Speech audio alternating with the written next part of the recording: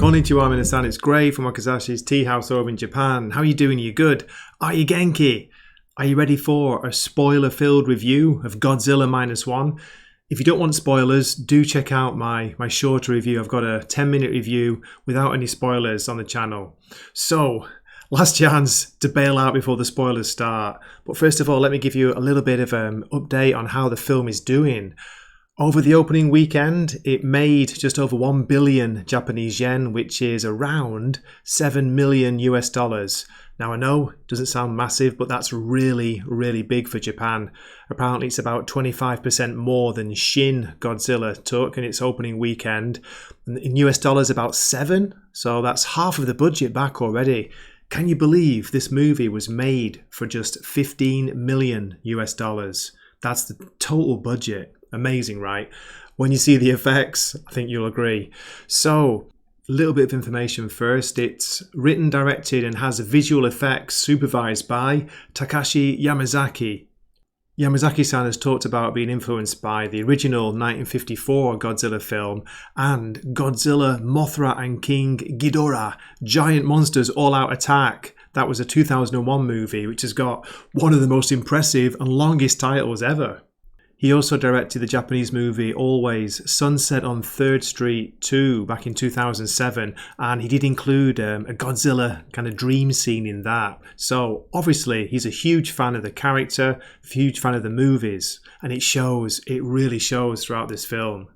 In total, this is the 37th film in the Godzilla franchise, and it's Toho Studios' 33rd Godzilla film. Now, before I give any spoilers and talk about the plot, just let me re-emphasize that I loved this movie. I really hugely recommend it. I recommend you see it on as big a screen as possible. If you can, go and see it at an IMAX theater, because not only the visuals, but the sound design, the soundtrack is so good. It's the highest quality. When you hear Godzilla approaching, when you hear the steps, when you hear its roar, yeah, just mind-blowing stuff. Okay, so last warning for spoilers, okay, and I'll get on with talking about the plot. I'm not going to go through the whole movie. I'm just going to talk about the scenes that I really enjoyed and let you know about some of the things to look forward to. The movie opens back in 1945, and it's the end of World War II. We see the main character, Koichi. He's flying a kamikaze plane, but he's landing on an island, and he's still got his bomb on his plane. It's intact. He was on the radio to the base there saying that he's got technical issues, he's going to come down, he wants his plane repairing, and he lands on an island called Odo Island. Now the main character, Koichi, the pilot, when he lands, you can tell he's kind of hiding something, he looks terrible, and the mechanics at this small base, they're talking to him like, why, what happened? Did your bomb, was it not working? Basically, he's just turned around. He doesn't want to kill himself. He doesn't want to die. And this becomes a theme that goes through the movie, through the whole movie. He's fighting this like PTSD, the survivor's guilt. So that night on the island, while they're sleeping, we hear this huge sound. It's the approach of Godzilla.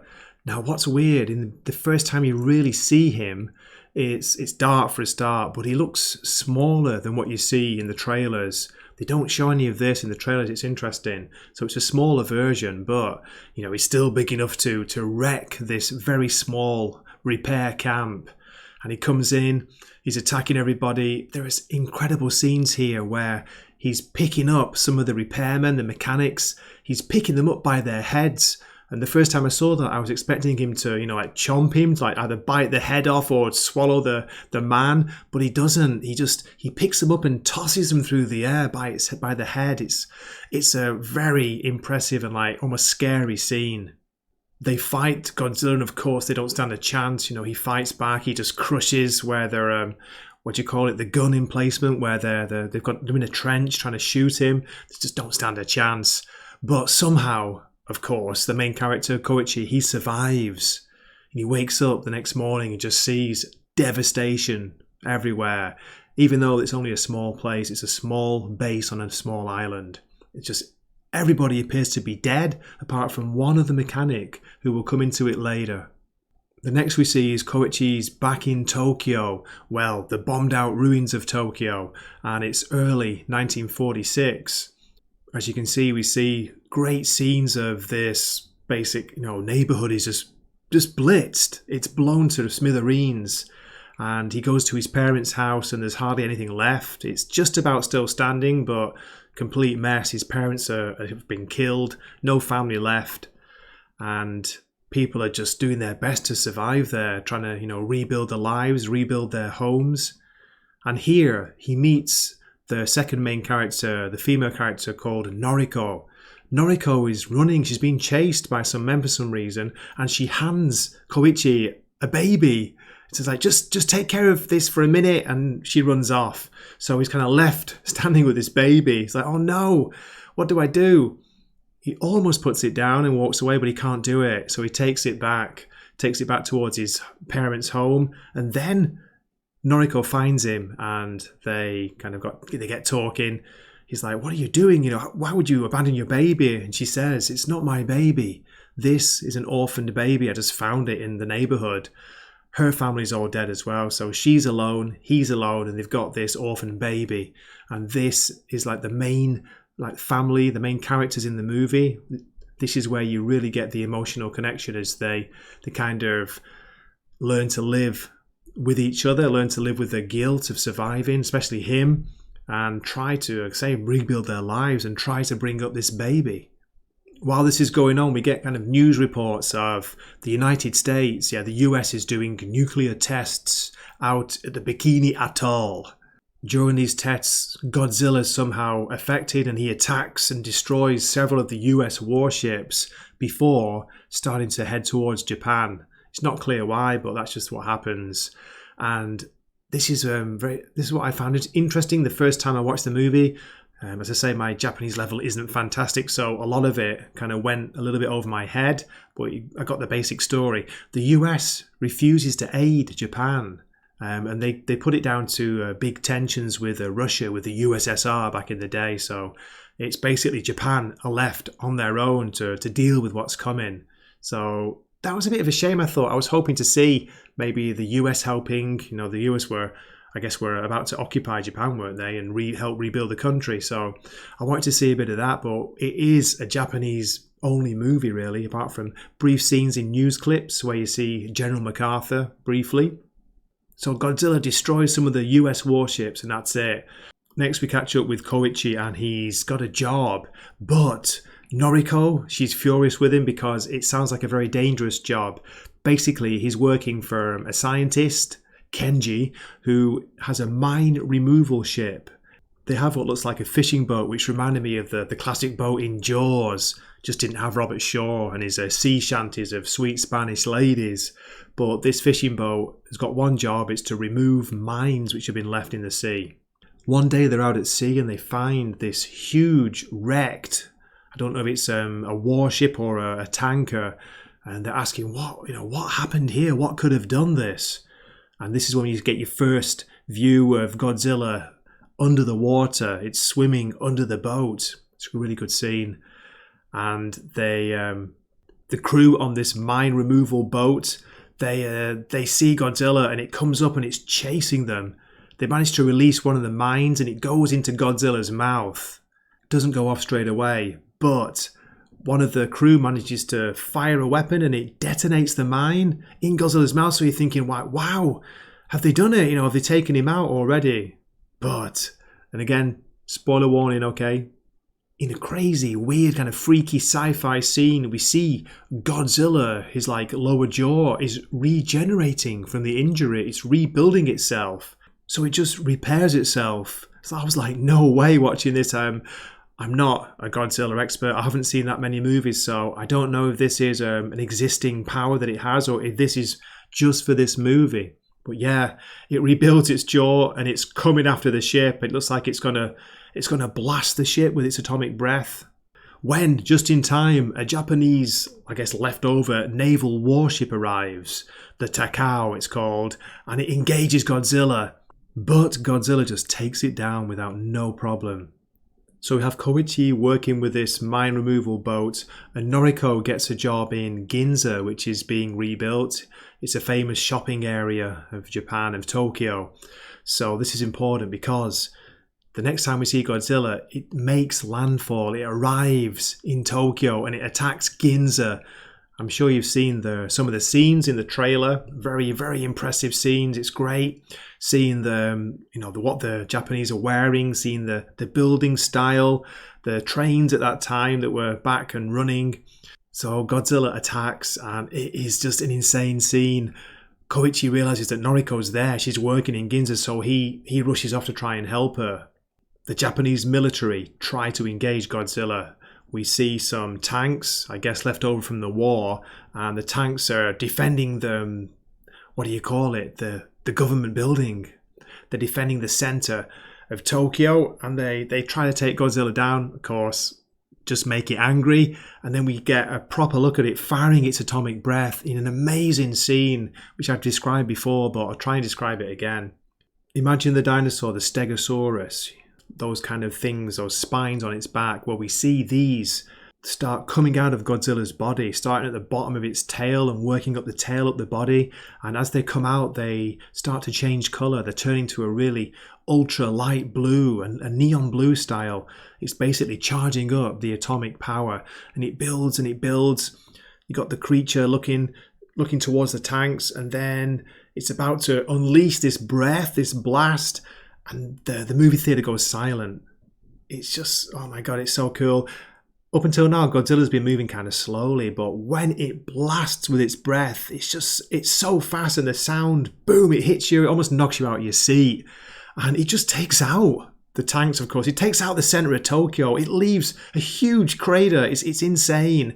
It looks like a nuclear blast. Well, it's atomic breath, so it is, isn't it? Like Blondie, it went atomic.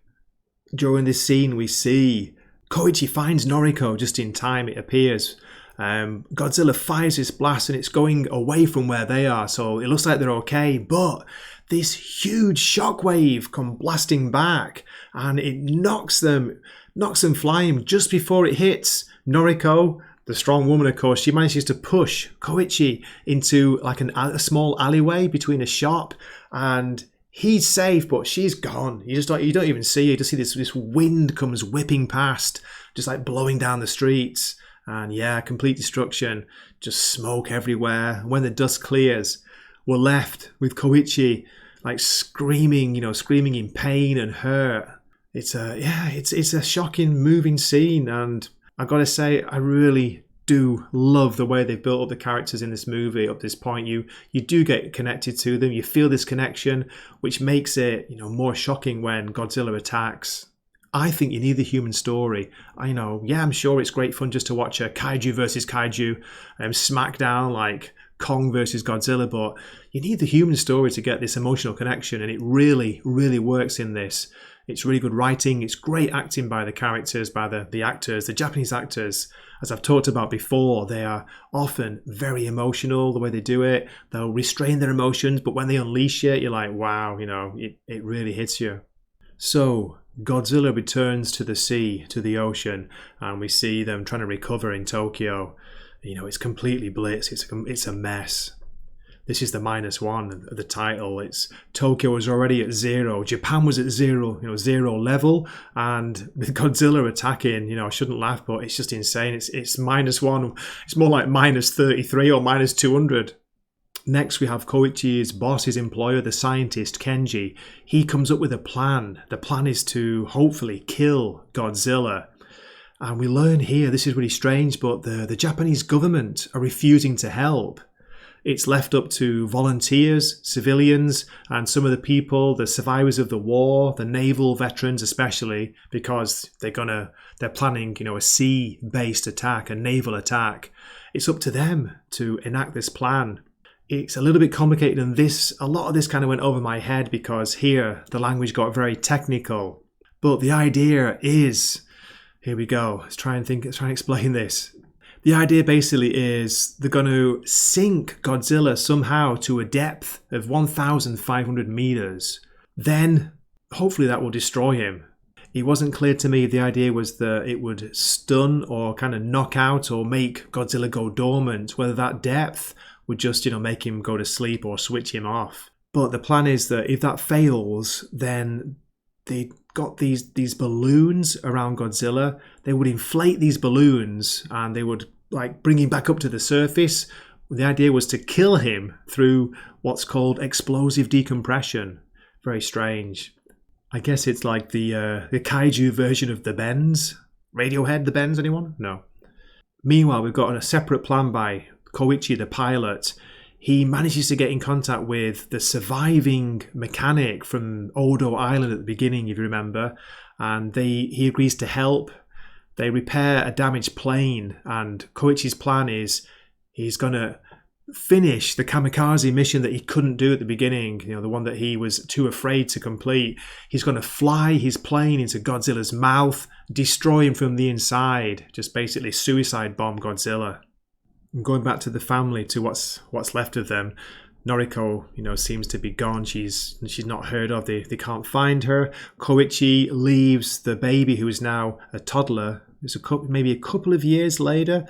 The timeline's not that clear, but they do put like dates up. It's maybe 1947 by now. He leaves the little girl, I think she's called Aki. He leaves her with a neighbor who's been helping look after them while they've both been working. So, he basically writes a note to her, leaves them, and then he's going on what he expects to be a suicide mission. The volunteers and the surviving Navy guys, they enact the plan. They manage to get Godzilla, like they get ropes around him somehow with using the boats. He gets dragged down to the 1500 meters, but it doesn't work. It doesn't knock him out. He survives. He's coming back up. So they activate the balloons quickly to hopefully bring him up, really fast to knock him out or to, as I say, explode him with decompression. But it stops at 800 meters. It doesn't come all the way up. So again, what was important with that plan was the speed, and it's not worked. So Godzilla manages to break free, and he's probably going to swim away and recover, whatever. But the two ships that still have contact with Godzilla, they've still got the ropes around him. They don't have enough power to bring him up. It looks like, they've had it. He's going to break free. He's going to swim away. Then we get this great scene. It reminds me of the scene in Dunkirk. A fleet of tugboats and fishing boats come to help. And they manage to add their power to the naval boats. And Godzilla is brought to the surface, which injures him, but it doesn't kill him. It just makes him angry. He gets furious and he's starting to power up. He's going to, atomic breath. He's going to blast the ships, starting with the big boats, the naval boats. But while this is going on, Koichi flies his plane. He's coming towards Godzilla, and he's flying his plane into Godzilla's mouth. He does it. He goes in, and it blows up. It destroys Godzilla's head. I could end here. Do you want me to stop here? Any more spoilers? I can tell you the very, very ending if you want to know. If you do want to know, keep listening. If not, please leave the very ending for yourselves for a surprise. But what do you think happens? Do you think Koichi dies? Does he go down with his plane? Godzilla's body is destroyed because he was charging up for his atomic breath, his blast, when it hit. And the plane struck him, it blew up, that was it. And then there's a huge explosion. It just completely obliterates, it appears to obliterate Godzilla. It blows him into pieces. And we see in the sky a parachute. Yes, he ejected just in time. He ejected out. And this is set up pretty well as well. Then we get back to the port. Koichi gets a telegram. Can you guess what they did? This was one of the parts I was like, I think it would have been better if they hadn't done this. But they went for the happy ending, the truly, unbelievably happy ending. He gets a telegram. It tells him to go to a hospital, and he finds Noriko. She's alive. She's badly injured, but she's alive. And she's waiting for him. She survived Godzilla's rampage. She survived the crazy blast in Tokyo. And then right at the end of the movie, spoilers, okay, we see bits of Godzilla's flesh and body just like sinking down into the depths of the ocean. And one piece, it sinks to the bottom. And as it's getting closer to the bottom, it starts to regenerate. It starts to grow again. And that's where the movie ends. And we get fantastic soundtrack just playing us out. I was the same. I stayed in the theatre. Everybody was there. We just sat in our seats, like, thinking about what we just seen in awe. emotionally moved, like blown away by the stunning visual effects. Just listening to the soundtrack, and the soundtrack's great, and then the classic soundtrack comes in towards the end as well. You got this really catchy theme. It just gets in your head. Just listen to that play out, and they even play Godzilla's footsteps as well. It's so cool. That's why, if you can, I recommend you see it at an IMAX just to get that extra, amazing sound design, the power of the sound as well as the visuals. Okay, so thank you for listening this far. If you're still here, I appreciate it. Apologies for kind of rambling, trying to recollect everything because I've only seen it once. Just saw it last Saturday morning. And as I say, my Japanese isn't perfect, so I got most of it, but maybe missed some crucial parts. But that's a rundown of the movie. Huge recommend. I do want to see it again, if possible, on the big screen. If not, I'm definitely going to get Blu-ray when it comes out. So yeah, thank you so much for watching this far. Do drop a comment if you're interested, if you want to let me know what you think. If you've seen the movie, if you're in Japan, have you seen it? Or have you seen it by sailing the seven seas? Do let me know what you thought of it. I think this is one of the best Japanese movies I've seen in years. I loved it. And as a Godzilla movie, I think it's awesome. But I do have a lot more movies to catch up on. This has been Gray from Wakizashi's Teahouse, signing off for the night. Mata ne.